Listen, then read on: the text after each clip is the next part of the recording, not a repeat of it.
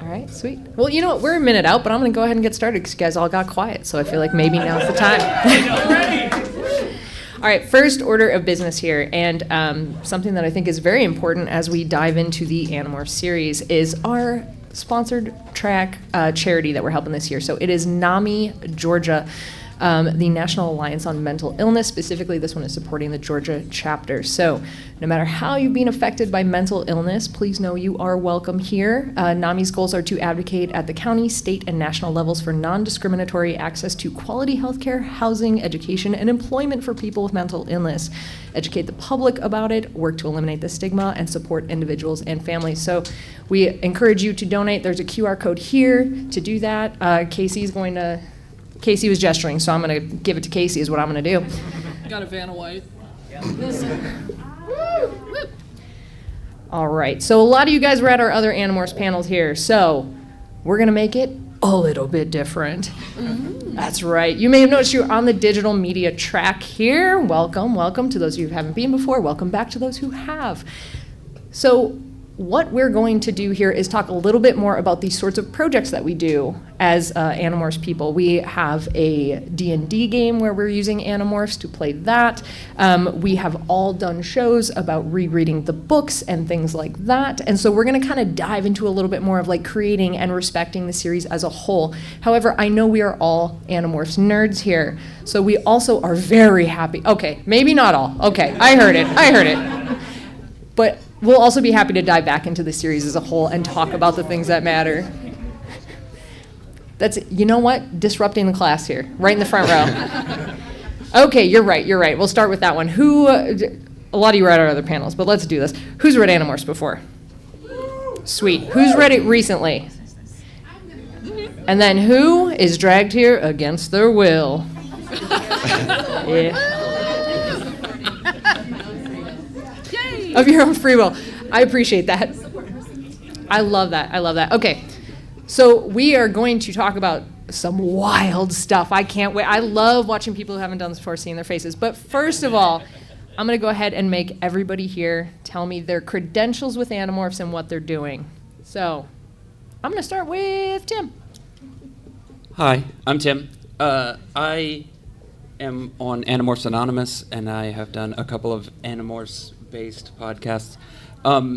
I recently, don't let her make fun of me, I read Animorphs. I was already very old. I didn't read it when I was young, and I'm just going to go ahead and take all the fire right out of you, because she loves to make fun of me for all that. I was 38 the first time I read. And he learned a lot along the way. And she makes fun of the way I talk.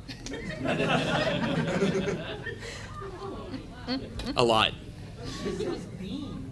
Right? And project and process. You want to go? Who said that? You're my best. Was that you? Thank you. Thank you for standing up for me. Bean. You want to also mention that you played a Hork-Bajir, and that was really cool? Oh yeah, I was on Dungeons & Dragons Beams, and I got to play a Hork-Bajir who I named Y'all because I am from the South. And it was a ton of fun, and everybody should be listening to Dungeons & Dragons Beams because maybe my Hork-Bajir will come back. Maybe, I'm hoping. Maybe. Who knows? We'll see. My name is Jenna. Hey, what's up? I'm Jenna Chill. I am on Animorphs Anonymous. Oh, yeah, sorry, it's one L. There's only one L in my name, Jenna Chill, and that is because I didn't get there first. But,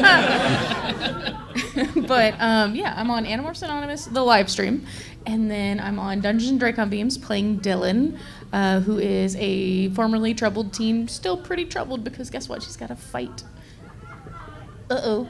But I began reading Animorphs books when I was way too young to be reading Animorphs books because most of us know what they're about and the contents they're in.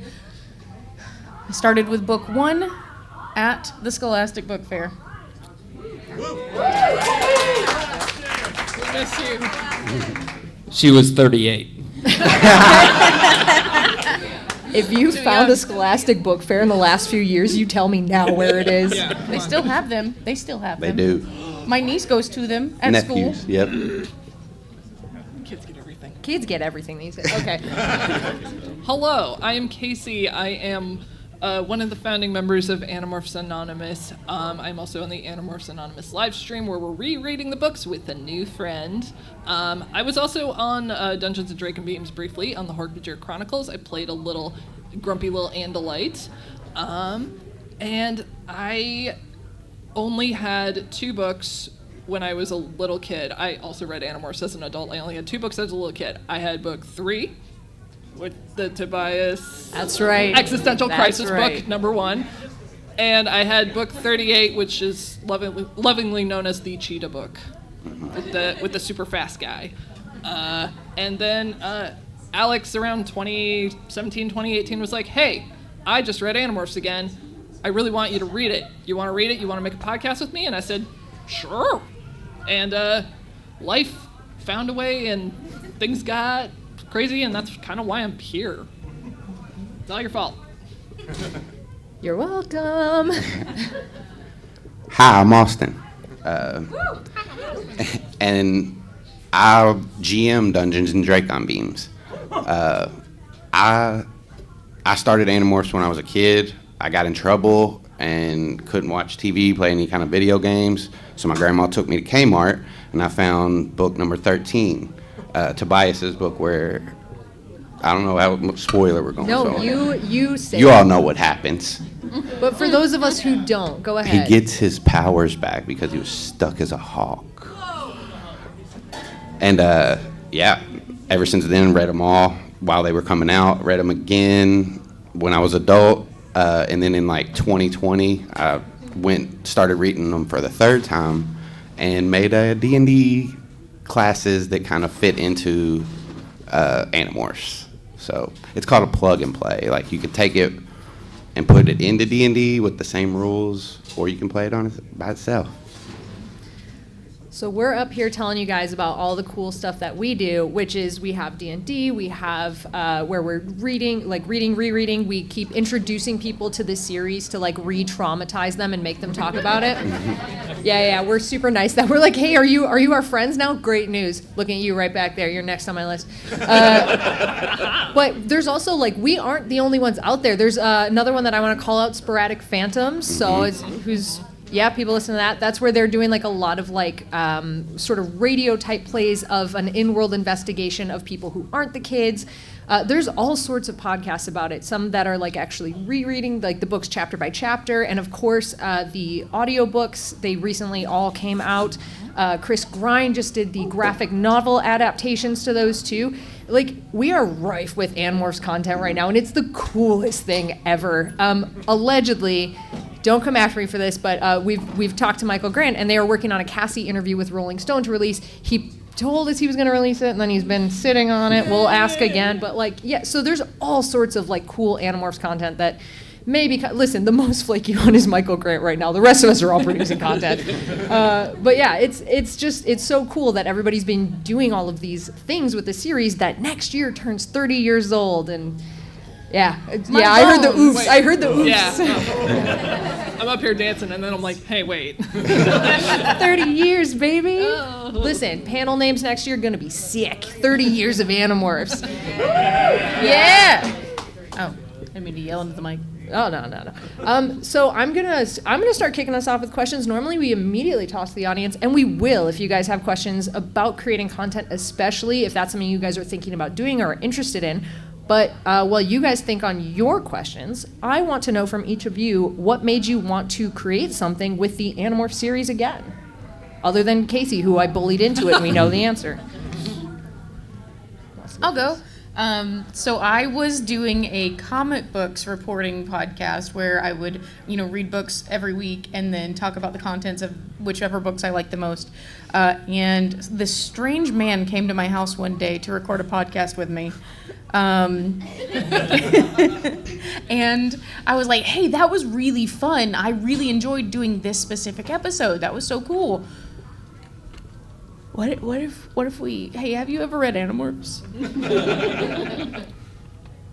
Well, they didn't ask me if I'd read Animorphs. They asked me if I was interested in doing a show about Animorphs. And my first, some of y'all heard this already, but my first response was, yeah, cartoons are cool. I'll do it. And they were like, no, you're dumb. It's a book series. It's the ones with the crazy covers. And I was like, I don't know, man. I'm old. I don't know what that is. And I was like, but whatever, man. This will be fun. We'll get these little stupid books, and then nobody, nothing really happens in kids' books, right?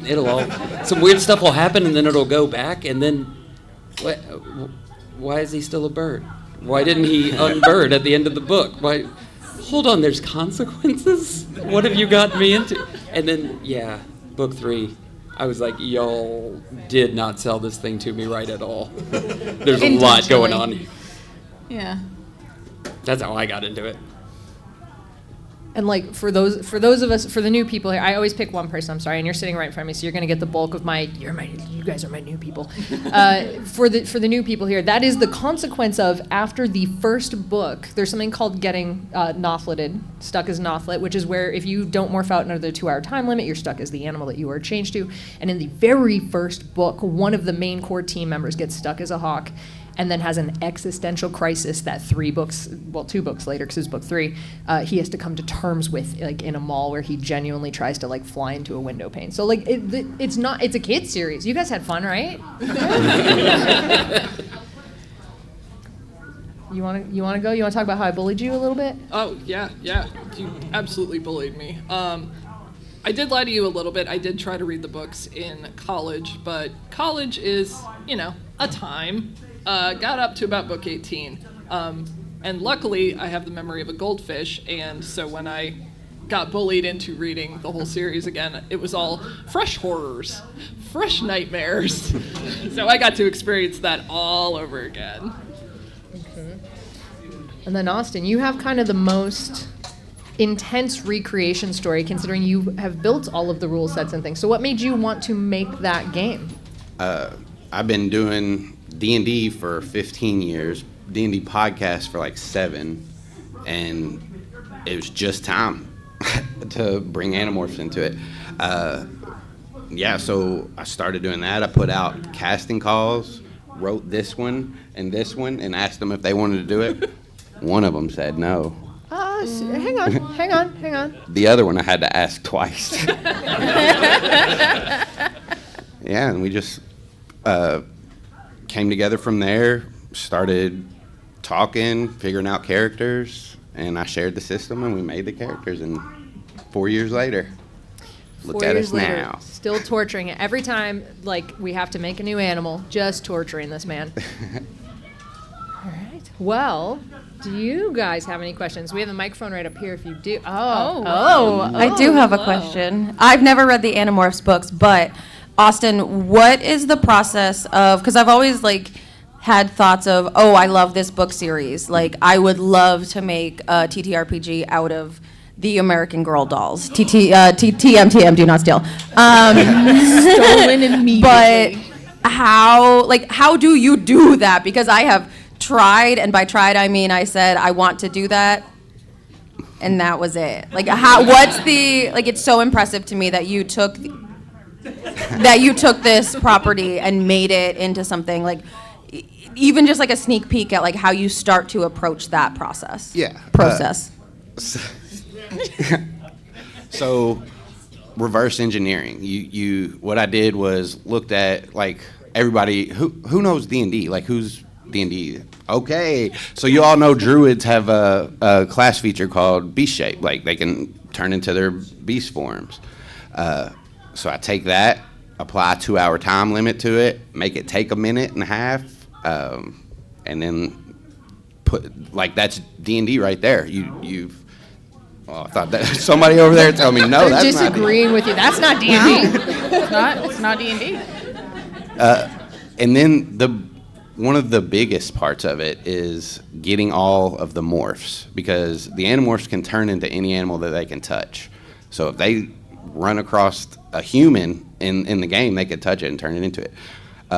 Humans are a different story. I don't know why I said that. But if D&D has hundreds of animals, just beasts, so I just took those, and then I found a company, Jim Hammer, that made a bunch of cards with a whole bunch of different animals. I just put them all into Roll20. I have a list of 200 or so, and if they get a morph, I sign it to them right there on roll 20.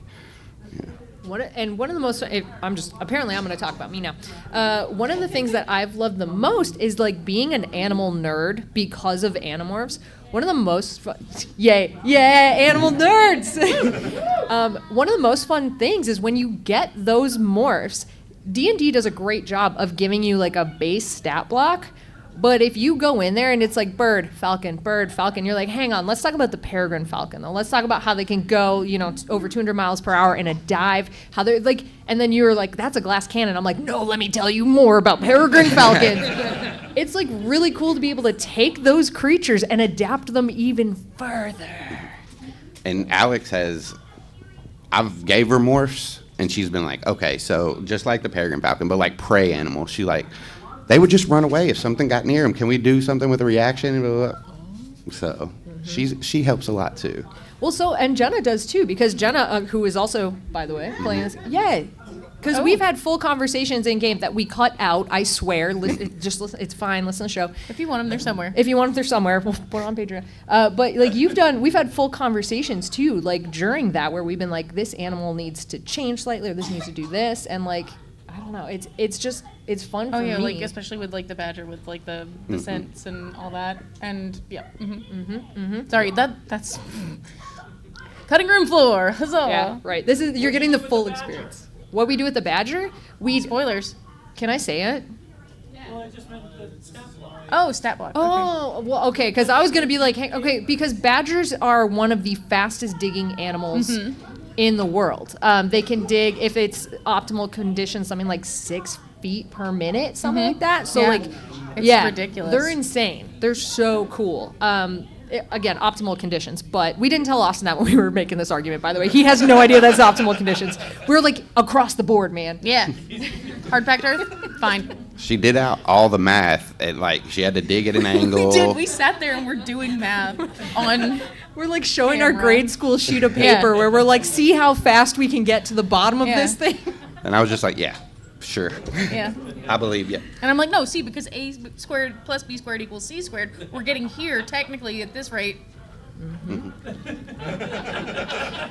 I didn't hear any of that because I'm so scared that Alex is going to make me play an American Girl doll now. I think happening. you should be I scared know. that you I'm are playing an American Girl terrified. doll now.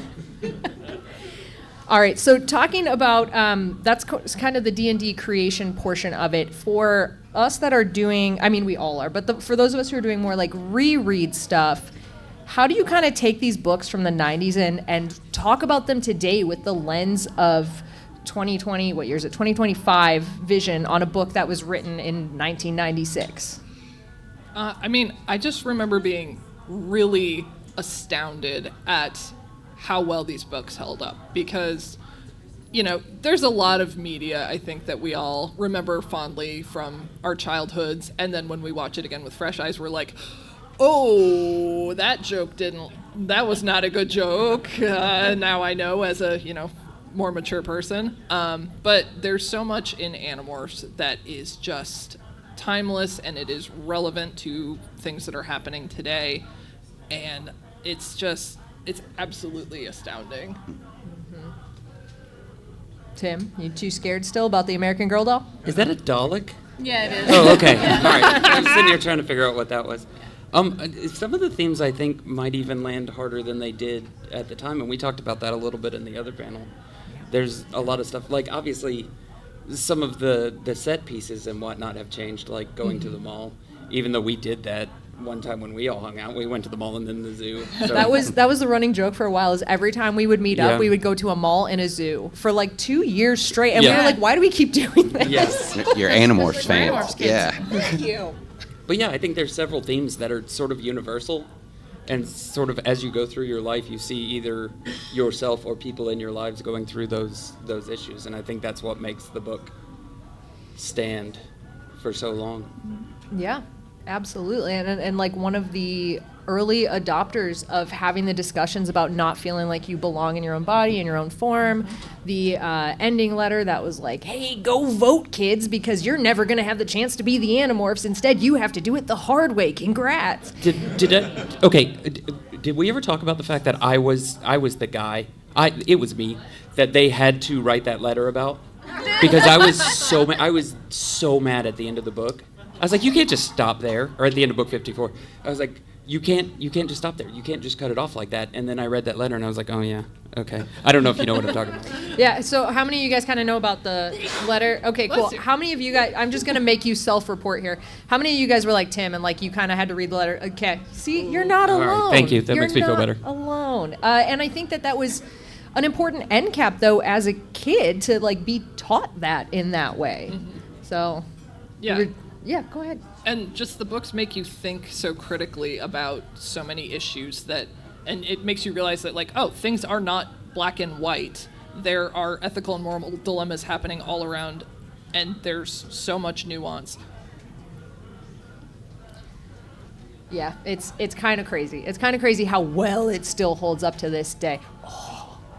Yeah, sorry, hammers arrived. We're now we're enthralled. Shiny thing has arrived. Yeah, right, shiny thing. All right, so how many of you? I'm just gonna keep pulling you guys until you ask me questions. So this is what you've signed up for. I hope you're ready.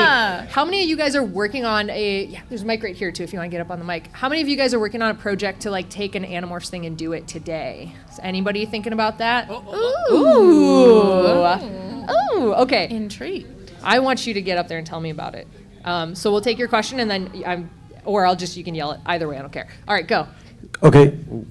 So you mentioned that you guys are doing a reread of the series. I just found out on Friday at your last thing that they're redoing the Animorphs with updated stuff. Are you rereading the old stuff or the new stuff? We have gotten to do both in a way, because when we started the show back in 2017 before they did that. So we got to do it that way, and then we got to tell people that we are making reread it. Like, oh, hey, there's 2 versions. Sometimes they like give you an updated, like, we can't talk about like Walkman anymore. But one of the funniest ways that we have started to reread it is Chris Grind's novel. So I'm sure we all have a favorite part that we're thinking of now. Nice shirt. Good shirt. Good shirt. It's This is my good good shirt. shirt. Yeah. He does an illustration where one of the lines in the book was, "That's my good shirt," and his shirt just literally says "good shirt." But it's great. So It's stupid. great. I love it. So yeah, so we're kind of doing both. What about you guys? Tell me more about it. Are you asking me what my favorite When part did of... you read the series, Tim? No, hold on. I thought you were asking me about what my favorite part of Chris Grind's comic adaptation. I know am. what I it am. is. Yeah. Okay, so my favorite part of Chris Grind's comic adaptation is the part where I get killed. Because he canonically put me in volume 3, getting killed by a Hork-Bajir, and it's literally the coolest thing that's ever happened to me in my life. And everybody, I read it when I was 38. Everybody who read it before me is like, you don't deserve that. Yeah, thanks. You don't deserve that. You're just living Yeah. my childhood dream. It's fine. Yep. So grand total, how many illustrations has Chris Grind done of you now? 1, and don't let her tell you any different. We don't talk about the other one. It's not after 10. It's not It's after not 10. very flattering. Not It's not after 10. What about you guys? My favorite moment? Yeah, or the updated moments that yeah. For me, I just like that they're audiobooks now. So, so each book has a narrator, but they narrate each of the characters' books. So Jake has a narrator, Rachel has a narrator, Tobias has a narrator. But for the Megamorphs, they all come together. Yeah. It's really cool. And they all do voices for each of the characters. Yeah, it's really good. My favorite part from the comics is just seeing the morphs. Like, Oh, yes. The morph sequences are off the chain. there's one where Tobias is just like, Yeah, Chris is not afraid to get into the actual, like, body horror. I'm stealing Tim's from Friday, and I'm saying Der Pepper. Yeah. Der Pepper is my favorite thing, because now it's vernacular. It is. I say it every day. Yep, that was a great choice by that voice actor. I actually got some Der Pepper yesterday. Nice. Thought about Der Pepper. Nice. Okay, so my question is, on Animorphs Anonymous, you guys have had a number of really cool guests, and I was just hoping that maybe you guys could talk about some of those experiences and what you liked about it. Ooh. Oh, I have one. Yeah. Do you want me to start? One of my favorite experiences that please keep this. It's kind of on the down low, guys. But we were talking to Michael. camera. No, it's fine. It's fine now. But we were talking to Michael Grant about the Purple Heart series. Yeah. It was not even about Animorphs. Yeah, his Frontline series. His Frontline series. And we got on the call to talk about Frontlines, and he goes, "Oh, did you hear that Chris just got approved to do the next books?" And so I messaged Chris Grine, friend of ours, and I'm like, "Chris, congratulations." And he goes, "Did Michael tell you that?" And I said, "Yes." And he goes, "That hasn't been signed yet. Don't say a word." We had to cut it out of the interview like hours before it went live. And I was like, "Oh, I'm so glad I messaged Chris." Yeah. Okay, can I tell them what we're going to do? Sure. Okay, so I haven't been on Animorphs Anonymous all that long. I don't know. But we've been reading the Gone series. Mm-hmm. And in the next few weeks, we're going to finish it. We've got like one more episode to record of that series. And then I get to talk to Michael Grant about that series. And that's going to be the coolest thing that I've done. I'm really excited about that. He's so great to talk to. He's one of those people that you can just like ask him one question and he'll just like talk. He's so generous with his information and he's just so enthusiastic about what he does. Love that guy. They both, we are so lucky to have those two as the authors of this, especially like in this world where other authors have done stuff that you're like, oh my God, I don't know how to do this anymore. They have remained just such generous, wonderful, open, just incredible people that stand up for so much. And we are so lucky, like all of us are so lucky to have them. You tell me. You tell me your stuff, your experience. I'm not on Animorphs Anonymous. I am. You're on but the I'm, live streams. I'm on the live streams. And you're on D&DB. And I'm on D&DB. What? You don't have any cool experiences Okay, for me? yeah, I've got a cool experience for you. My cool experience is on D&DB having M. Swan, a swan named Emily, come on and play a Hork-Bajir, and watching her, someone who had never read the books before, just encapsulate this character and make it something that is just so the beautiful, beautiful heart of this miniseries. It was amazing. Yes. It was. Yes. What'd you got? Wait, I already gave mine. Okay. Didn't you guys heard the audio books? Yeah, but Oh, no, I'm talking not- about your cool experience. Oh yeah. I got to play have a D&D podcast with these people. So when is Catherine going to be on the show?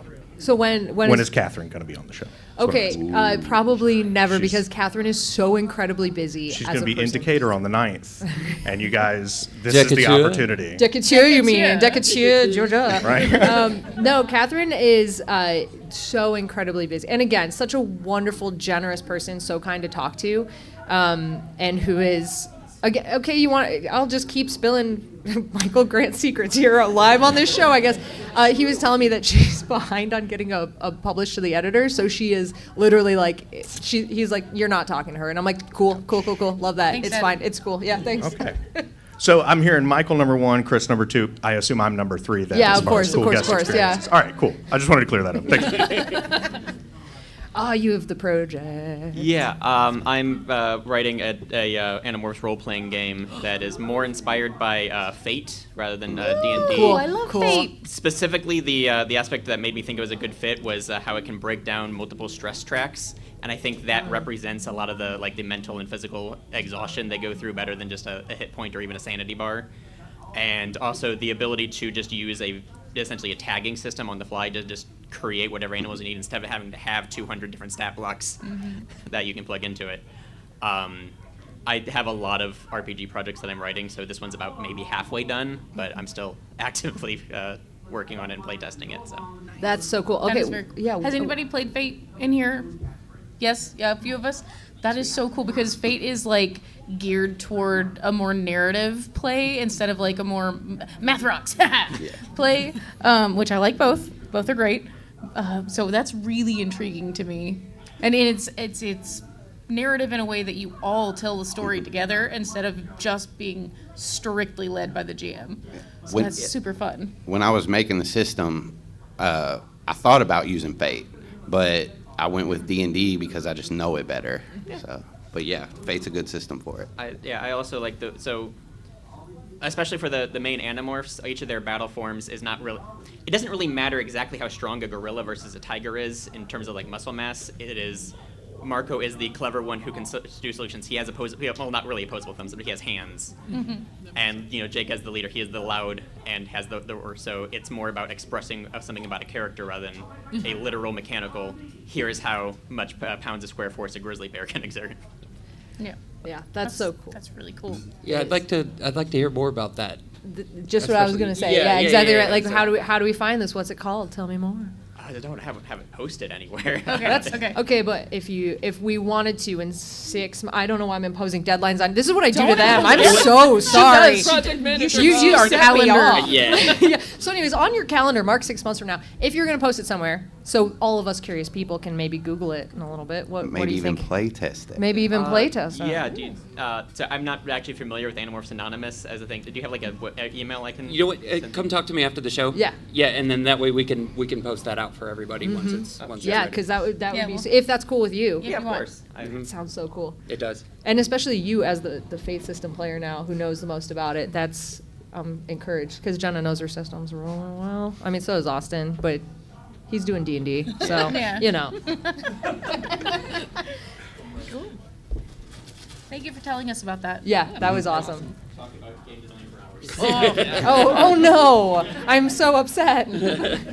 Nice. So, given that this panel is being juxtaposed with the Doctor Who Christmas special over there, Yep. how would you do a Christmas one-shot with Oh, Yerks my- celebrating Christmas? With Yerks celebrating? Yerks celebrating Christmas. Oh, they might. So if you, real quick, if you like that idea, you might want to check out the Animorphs Anonymous feed because we've done for the last, was it 4 years? 3 years, I think. 3 years Christmas crossover with D&DB and Animorphs Anonymous where they do Christmas stuff.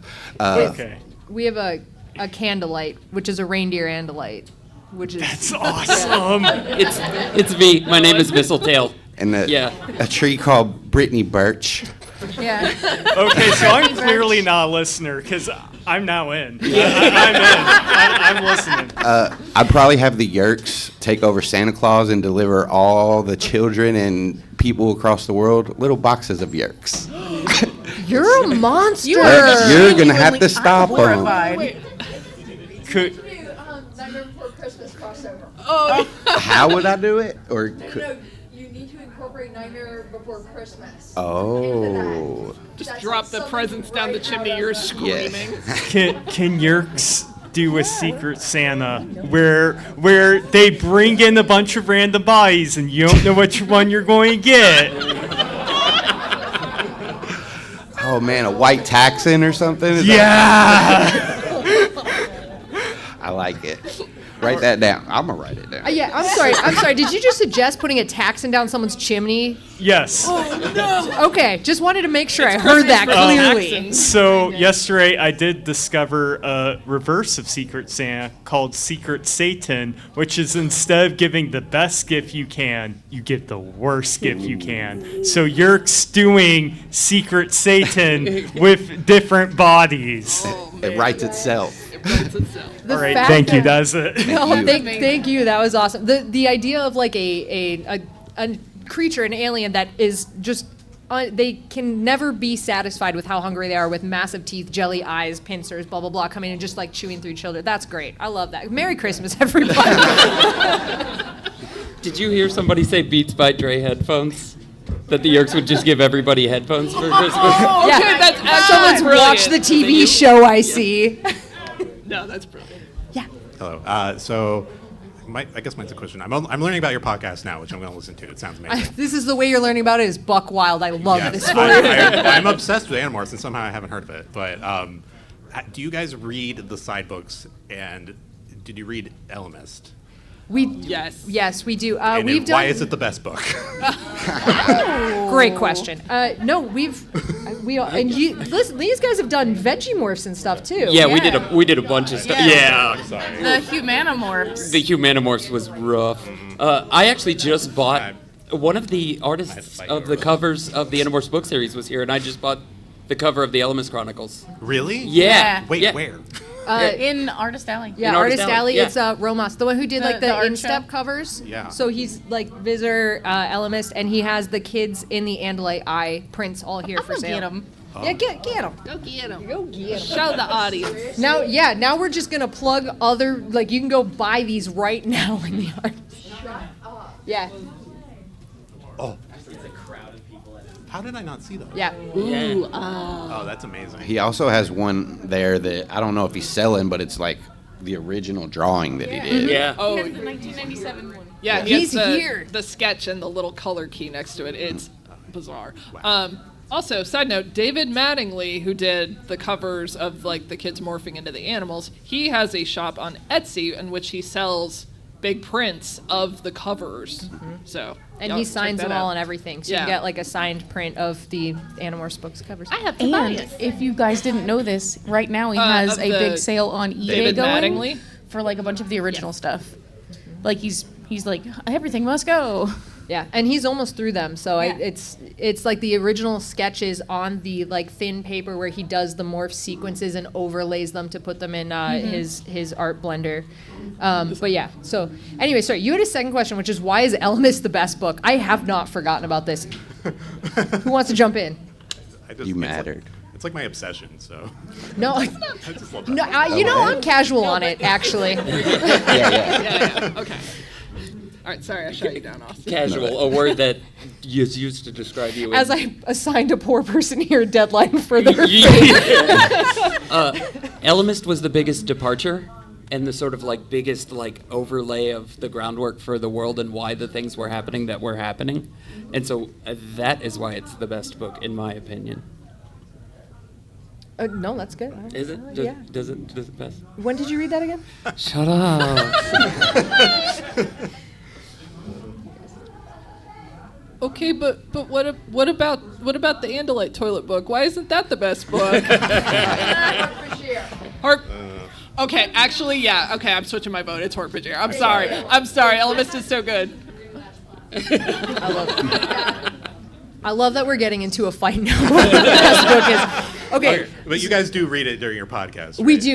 do. Okay. We talk about that one, and like honestly, like the Elemist Chronicles introduced so many things that were a complete departure and answer for the series, because we get, of course, the whole history of Elemist and Kryak, the warring gods, basically, that like pull on the strings of time to play a game, and genuinely, it was so purely sci-fi, whereas the rest kind of had this other grounding and it felt very adult in a way that the others still did, but not maybe in the reading level. So, I mean, I agree, it's a fantastic. I don't know that I can say it's my favorite because they all are.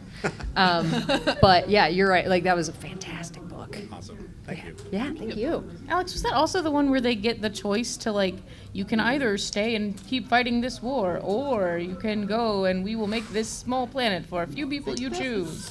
That was early. I feel like it comes That up was a there, but Rachel yeah, book, it was super early. Yeah, it was Rachel's book There's with the 7 eggs. of But them. that was the first book that we that's met it. the Elemist. You're right. That was the first book we met the Elemist. Yeah. It's 7. also not the Eggs Tower, it's Sim. EGS, I know. I'm just going to keep calling it the Eggs Tower forever. I know. I'm sorry. Hi, Alex. I'm Alex. Wonderful. Another one. Yeah, I'm glad that we have this together. I have a question more about the creative and the podcasting side of it. If you were someone, say just not anyone in this room, that has an entire podcast that is already recorded, a creative thing, and you have no idea how to actually publish it, what do you think your first steps would be to do that? Wonderful. All right, cool. This is where I just want to go into how to produce a podcast. So I'm going to let Get you it. guys talk first. You want me to go? No, I'll go. Okay, I'll good. go. Good. Thank goodness. Save me from myself. You find somebody like Alex and make them do it Now for hit you. it. Now hit it. All right, cool. So you say you have it already recorded, all episodes? Everything. Everything. It's a contained story. It is a TTRPG podcast, fully contained using the Monster of the Week setting, and I have no idea what to do after that. Okay, no, that's Everything's cool. recorded. Okay, I'm going to ask a bunch of weird technical questions. So how many hours about do you have? Do you know? Oh boy. We have several, we're calling them arcs, and Okay. it's rotating mysteries, and there's 7 mysteries, so episodes wide, we probably have like 50 episodes. Oh, wow. Okay, yeah, you have a lot of so. Everything's done. Listen, you get to bypass all my warnings about having a backlog. Congratulations. So, what, like, editing wise, do you want to do full music, full production, or just like you're happy with it being a pure game? You want it to feel like you're sitting around the table playing together? I think I'm good with like a little bit of music, a little bit of SFX, but other than that, pretty raw. Okay, cool. I'm just like, again, this is going to be bare bones. So like if we can talk about this, you can find our stuff, reach out. We can talk about this way more in depth. But what I would do would be to determine what your episode length is going to be, determine what your release schedule is, make sure everybody on your show, if they haven't already said, I'm so cool with this being released, make sure they're all cool with this being released. Edit it together. I would recommend if you can get somebody, a musician, to give you like your intro, make that Got thing. one. Got one. You are. Then what are you asking? No, I'm just kidding. So just get it all edited, get it put together. If you don't have the episodes edited yet, we can talk about the sort of editing software, the DAWs, that kind of stuff. There's so many free programs that are good for that. There's so many good, like you can get so much advice on how to make that good. And put together like the first 5 episodes and just give it a listen through and make sure that your quality is staying consistent, that the music that you're using is staying consistent. And there's so many good websites too for free resources on audio that fit that vibe. There's so many people that if you want to support an artist now, have Patreons where they make music specifically for TTRPGs, and you can search by vibe, which is critical. Yeah. Who are some of your favorites for that? Oh God, I use Arcane Anthems a lot. I use Ivan Dutch. He does such good work. And then there's so many, honestly. Like you can find so many across the internet that have these resources available to you. But yeah, I would edit those first 5 episodes because you're gonna learn the most. Like 1, 2, 3. You're gonna be by the time you get to that 3rd episode, you're gonna be like, okay, I'm gonna go back to 1 now that I've learned all of that stuff. And then just like listen to it, give it to your group, get feedback. They might say like, hey, have you ever listened to like this podcast? They do this thing, or like even to this day, like we've been doing this like collectively probably for 100 years between us all. And to this day, we still have stuff where like we'll listen to each other's like what we've edited because we all share that responsibility and be like, oh man, you did this thing and it was super cool.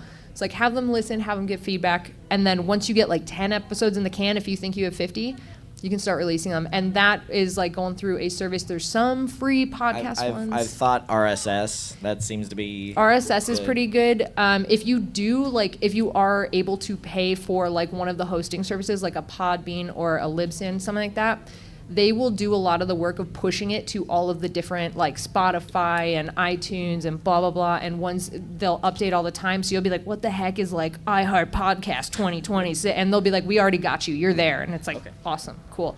So yeah, so there's all sorts of resources. So anyways, if you have more questions, like hit me up because I will talk about this all day. I literally did a panel about this like yesterday. So hit me up. You have slides, right? I have a full I have like a 19 deck PowerPoint from an editor, a voice actor, and me being the person that's like, make a calendar. So, yeah. Okay, thank you. Yeah. I'll also just piggyback onto you a little bit. When you go on to Podbean, like to distribute your stuff to Apple Music, you have to have artwork, and it has to be a certain megabyte and a certain width and stuff. That has been giving me problems, so I'm just throwing it out there for you so you can have it ready. Oh, and also, no name for it yet, right? No, we have a name. I have a lot. Listen, I've got a name. I've got artwork. I've got. Then why keep it? Come back. Hi. What's the name? It's called The Consultants. The Consultants. Okay, cool. It's if you took Scooby-Doo, Buffy the Vampire Slayer, and put them in the 1990s in a small town in Maine. I'm sold. He has a pitch. What the heck? Listen, man? all Put of the this thing podcasters out. in the room are staring at you right now going, I want you it. are so prepared. I'm mad at you right now. Do you have the socials? Have you gotten the socials parked for this yet? I have no idea how to do social stuff. Oh, go That's get the those problem. right Get those now. right I'm me. before- I have no idea. So this is the kind of stuff that Alex lives for. Like if she can find a tiny headset to put on, she'll have like an entire like beginner's manual written for this. It'll be in, the like, end 10 of this minutes. show, and I'll be like, get over here, and we'll be on my laptop. Like, we got your Twitter, we got your Blue Sky, we're doing this. Yeah, no, grab those socials, put them in Park. You don't have to do anything other than log in with the name of your show. Make sure you have that. You can sort it all out from there. Just make sure you grab Okay. them, and then we can all follow you and make sure that when you start releasing it, we can listen. Awesome. Also, is this the first podcast that you're producing? Yes. I've never And done you have anything so else. much done. You have so much I have done. everything done except publishing, essentially. Yeah. All right, who else in here is a podcaster real quick? Okay, how Who's mad are mad? you at him Who's right mad? now? I'm sorry. I'm sorry. What is holding you back? Yeah. Yes, get in there. Oh yeah, there's so many people that'll. Yeah, that's where you can find editors there, you can find musicians there, you can find artists there. You can, every question you have, you can find someone to help you with it there, including Awesome. me. Thank you. Yes, Thank you guys okay. so much. Yeah, okay. Yeah.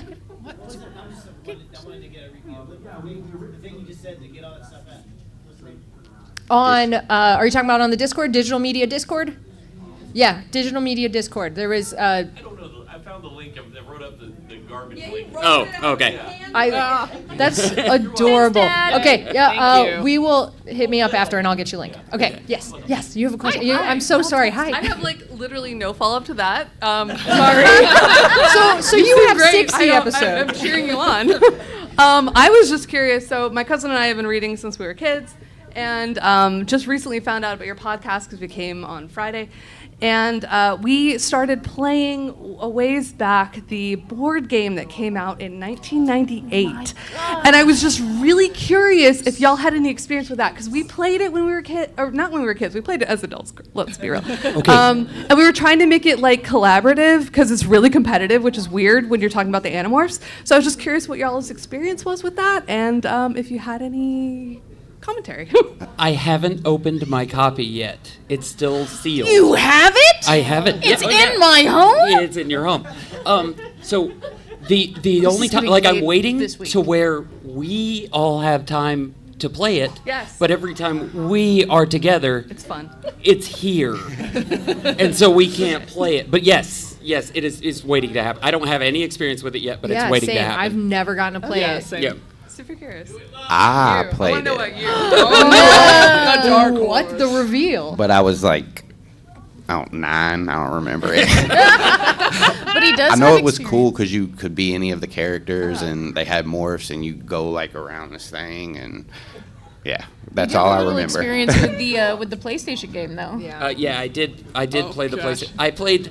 Okay, I can't get Know the Secret, which is the PC game, to work yet because it's too outdated, and I'm not smart enough to figure it out. I beat the PlayStation game. Ooh, it's bad. We're gonna do an episode on that soon. The Game Boy Advance or Game Boy Color game. Oh, it's so bad. I haven't It's played it. so bad. Like, I bought a Game Boy Color, and I bought the game, and then we recently took a trip, and I'm like, I'm gonna sit in the airport and play this. And like after like 12 minutes, I was like, this is the worst thing I've ever done in my life. I don't know why I paid for this. Why is the goat the thing that beats the Hork-Bajir? Yeah, like a lot. I got beat by a goat a lot. Wow. Is it alphabetical? Goat comes before Hork-Bajir? I don't know. Is it? Yes, Tim, that's how the alphabet works. No, I get how the alphabet works. I don't think it lives by alphabet law, though. No. Well, I just as a follow-up, I want to say it's so nice. I haven't heard it yet because, like, literally just found out about it. Got the slap bracelet. Yes. But I didn't know y'all were doing like a tabletop RPG with the Animorphs, and I just love the fact that you can do that, and it can be like a collaborative experience, and you can expand on these characters instead of making it competitive, which is so not the Animorph spirit. So, thank you. Love you guys. Yeah, thank you. You- All right, and then I saw you had a question. I'm gonna make you. Can I make you scoot to the mic? Great. Okay. Yes. Scoop. Okay. Oh, it's First, I want to say that bullying amongst friends is a love language in its own. Okay. I keep All right, telling thank you, Alex Thank that. you. Thank you. Thank you. So stand for you. The other thing is, I have like a 3.5, 4 hour drive back home after this, and since it's on audio now, do you recommend that while my children are vulnerable and there's child locks in the car, that I play these books for them? And if so, what kind of conversations should I prepare to have with them after? Because y'all make it sound kind of scary. That's really good. This is such a brilliant question that I'm totally not qualified to answer, so I'm stealing someone else's answer for. If you guys, Yeah, okay, cool. Absolutely. So this is totally. We've did another panel like this last year here, and somebody who was an educator actually was talking about it. And first of all, the books are geared towards kids, right? So like they're going to be okay. But it's the sort of preparing yourself to have the conversations with them about subjects that maybe are a little bit scary, right? And so they were talking like as an educator that the kids read them, they love them, but they sit in that environment where they're supported, where they're like, hey man, how'd you feel about that? Like, let's talk that through a little bit.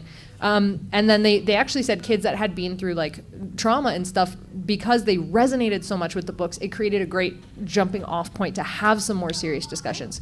So we probably, most of us who have read it, just went into it without our parents' supervision at all. So the answer that I heard from someone way smarter, way more educated, and better qualified to answer this than me was that if you are prepared to have those conversations with them after they read it about how they felt about it, it's totally going to be good. And like, there's not going to be any swearing or anything like that. Like, it's kids appropriate. So. Yeah. And so my 6-year-old's not with me, so it's the 12, so we can say 12 whatever and we up. want about them. That stinking cutie. So so my 12-year-old is going to be with me in the car and stuff, and the 16 and 15-year-old. So they can. I'm not worried about them; they'll be fine. But is it something my 6-year-old should listen to, or should we wait for him to read or hear these books? I really think, like, from my personal experience, 38 is the proper age. I'm 39.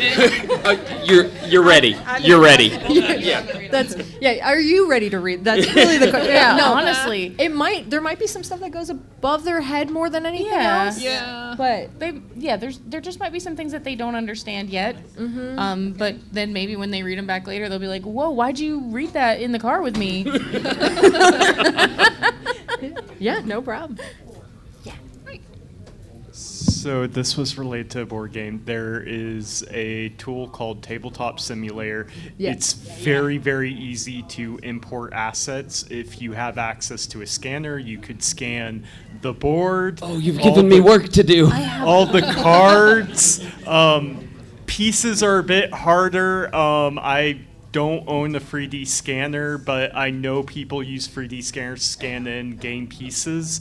But if you have access to a scanner, you can easily import them in, and you guys can play the Animorphs board game there we go. on the live stream or Okay. something one day.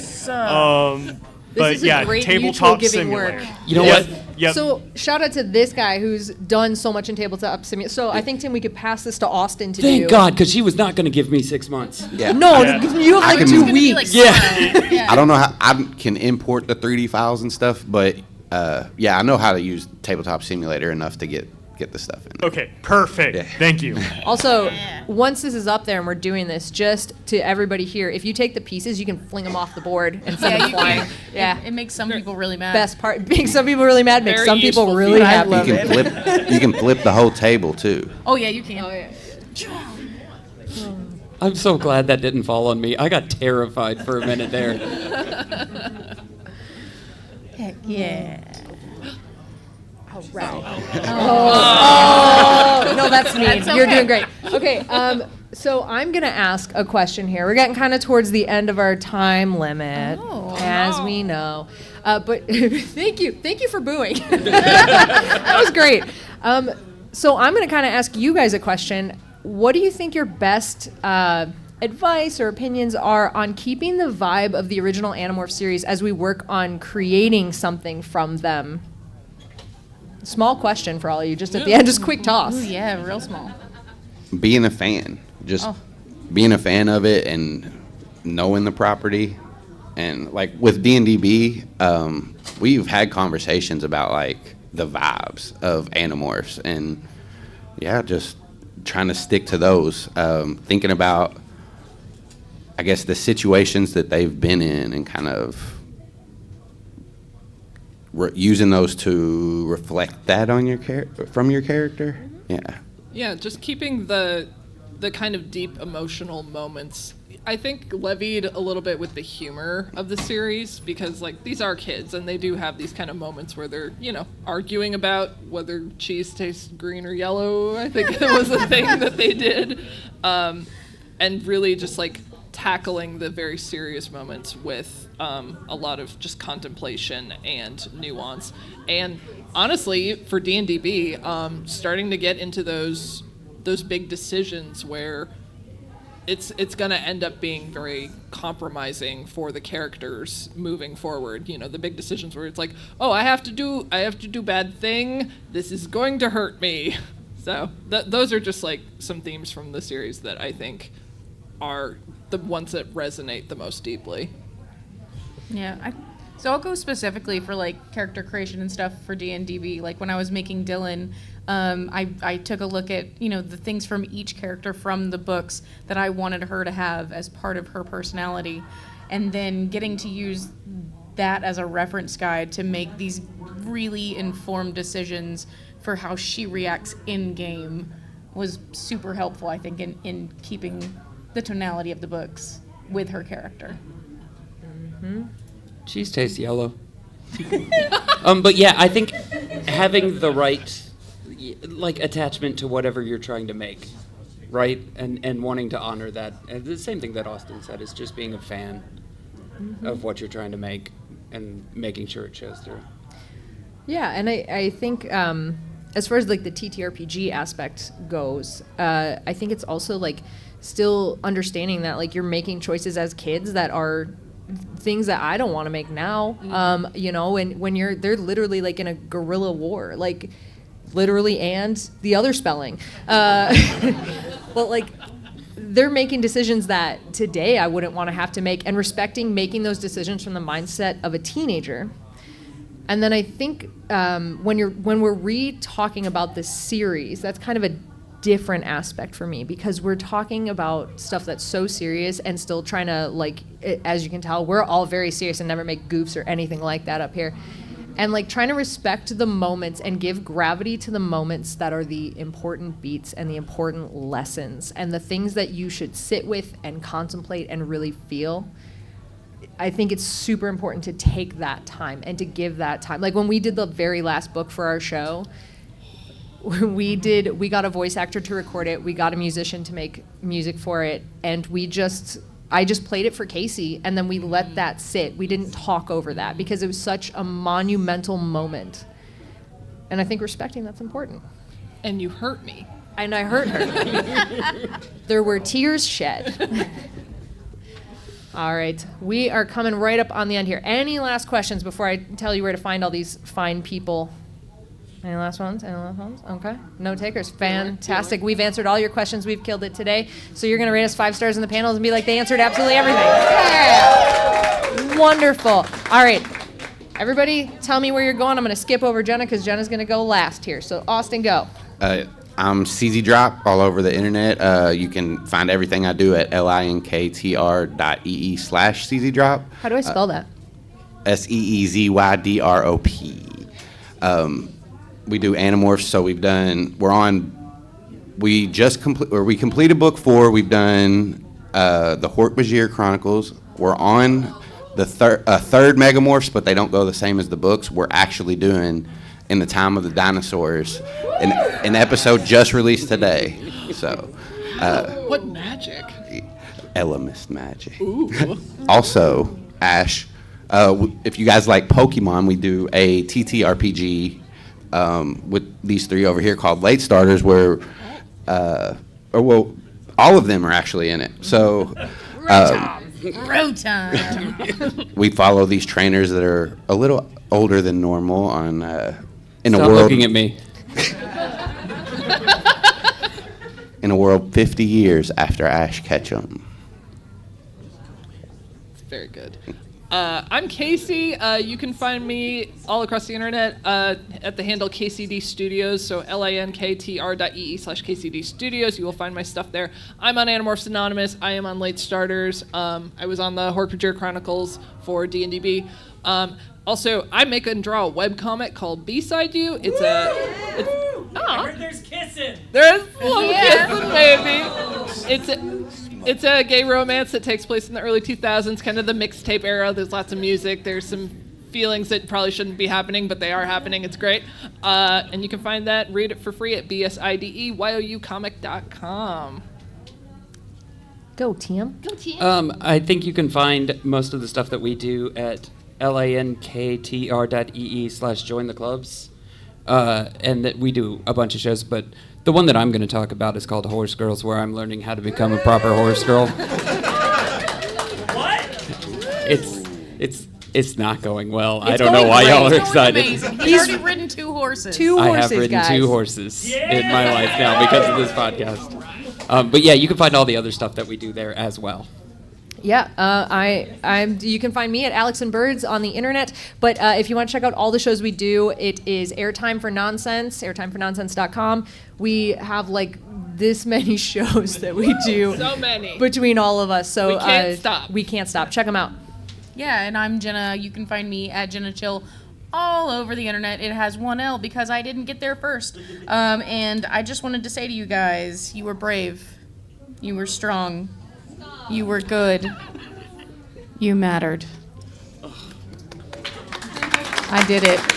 Sam Reich. I did it. Hey, if y'all didn't get a slap bracelet the other time, come get one from me now. Yeah, thank you.